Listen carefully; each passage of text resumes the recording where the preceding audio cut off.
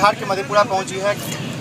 बैठक तो हो चुकी, अब तो मैं निकल रही हूँ यहाँ से, लेकिन ये था कि राष्ट्रीय जनता दल ने महिला प्रदेश अध्यक्ष की जिम्मेवारी जो मुझे सौंपी है, तो उसी जिम्मेवारी का पालन करने के लिए यहाँ पर मैं संगठन की मजबूती के लिए अगर कहें तो मैं यहाँ पर आई हूँ कि ज़्यादा से ज़्यादा महिलाओं को राष्ट्रीय जनता दल के प्रति उन्हें जोड़ सकूं और उन्हें हर लेवल पे जो उनको मजबूती, जो उनको सहयोग चाहिए वो दूँ। चाहे अगर कोई महिला लोन लेना चाहती है, अपना उद्योग लगाना चाहती है, बिज़नेस करना चाहती है, या हॉस्पिटल में किसी तरह की समस्या महिलाओं को हो रही है। देखिए, मुझे क्या लगता है कि किसी भी प्रकार के सदस्यता अभियान पर पर्चा काट करके जो आप लोगों को जोड़ते हैं और उनका काम करके जो आप दिल से जुड़ते हैं वो ज़्यादा मजबूत है।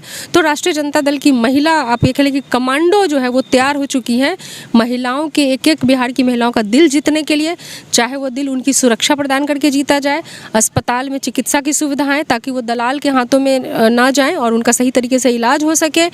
प्राइवेट अस्पतालों की जिस तरह की चीज़ें बढ़ी हैं, जहां गरीब भी उसका शिकार हो रहा है, उन तमाम चीज़ों से गरीबों को बचाए और उन्हें उचित इलाज मिले। जो हमारे माननीय स्वास्थ्य मंत्री तेजस्वी प्रसाद यादव जी की वजह से आज जो पर्याप्त सुविधाएं अस्पतालों में उपलब्ध हुई हैं उसका लाभ मिले।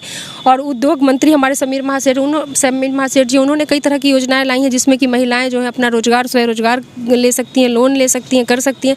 इन तमाम चीज़ों से भी जोड़ा जाएगा। ये सिर्फ एक पर्चा काट के सदस्यता अभियान नहीं है, संगठन को मजबूती देना है। जिले जा रही हैं, जी बिल्कुल। से मिलते हैं, बातचीत करते हैं तो क्या समस्याएं क्या निकल कर सामने आती है, वो अपनी बात क्या बताती हैं? वो यही बताती हैं कि भाई हम गए अस्पताल में, बच्चा होना था बहू का, वहाँ पर हुआ ये कि हमको दलाल पकड़ के ले गया प्राइवेट में, जहाँ हमारे पास 200 रुपया नहीं था, वहाँ दलाल के चक्कर में 35,000 कर्ज लेना पड़ा 2% 3% के ब्याज पे।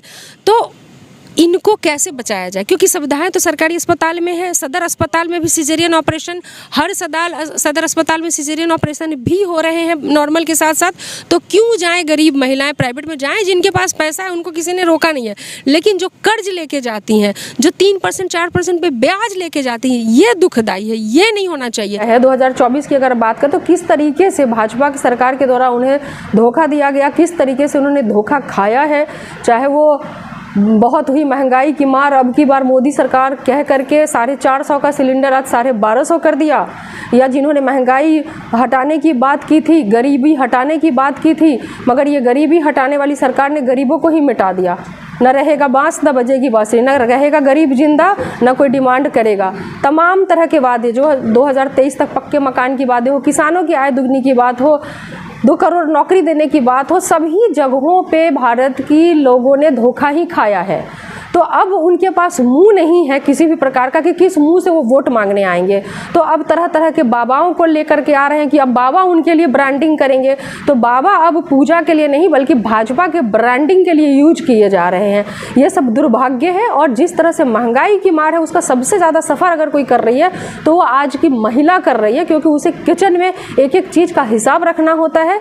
तो महिलाएं तो सबसे ज़्यादा भुक्तभोगी है। तो महिलाएं मजबूत होगी, महिलाएं समझेंगी कि उनके साथ किस तरह से गलत हुआ है, तो वो खुद ब खुद इनको भगाने का काम करेंगे। तो 2024 में ये मान लीजिए कि सिर्फ बिहार से ही नहीं पूरे देश से भाजपा का सफाया होगा।